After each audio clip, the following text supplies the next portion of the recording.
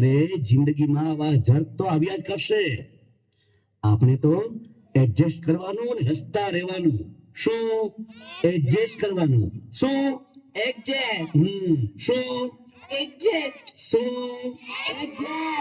પછી સાંભળું તો ખરા, આ જલ્દી જલ્દીમાં તમારા કપડાં ચેક કર્યા વગર વોશિંગ મશીનમાં નાખી દીધા તમે. એટલે એટલે શું? પછી એમાંથી કાગળના ડૂચા અને આ ડબલી નીકળી. મોબાઈલ તો દાંત ભાંગ્યો છે. અરે આ તે શું કર્યું? મારી કંપનીના બિલ અને હાર્ડ ડિસ્ક ને ધોઈ નાખ્યું. ઓહ, હવે મને સમજાણું કે આના માટે તું દૂધ અને કુકરની કહાણી કરતી હતી. અરે રાક્ષસ જેવો મારો બોસ મને ધોઈ નાખશે, ધોઈ નાખશે. આવા જર્ક તો આવ્યા જ કરશે.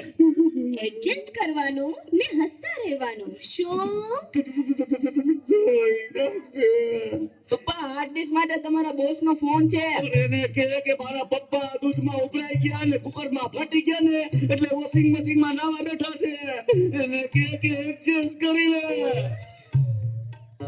હલો, હે હું વાત કરો છો? મોટા બાપા વયા ગયા.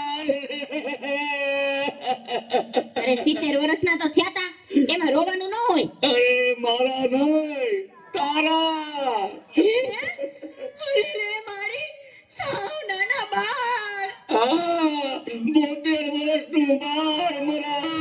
હાલો હાલો જલ્દી હાલો.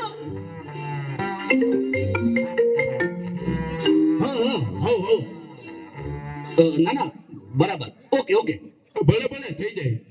પાકું પાકું, 100% પાકું. હે બધા વહી ગયા અને ચાલે જ વહી. હાલો હાલો, આવું છું. અરે તમે સમજો, હું 5 મિનિટમાં પહોંચ્યો. એ ફોન સાયલેન્ટ ઉપર હતો એટલે ઉપાડ્યો નહીં. એ પહોંચ્યો બસ. જો નીકળ્યો. આટલા બધા મિસ કોલ. બસ જો પહોંચ્યો. યમરાજ બોલું છું. અગ્નિ સંસ્કાર ક્યારે છે? રસ્તામાં છું સાહેબ. મોબાઈલ પર દાટ વાળ્યો છે. મારે હાલીને આવવું પડશે એવું લાગે છે. પણ આ ચિત્રગુપ્તની બદલે તમે કેમ ફોન કર્યો? ચિત્રગુપ્ત ફોનમાં વાત કરતા કરતા ક્યાંય મળતા જ નથી.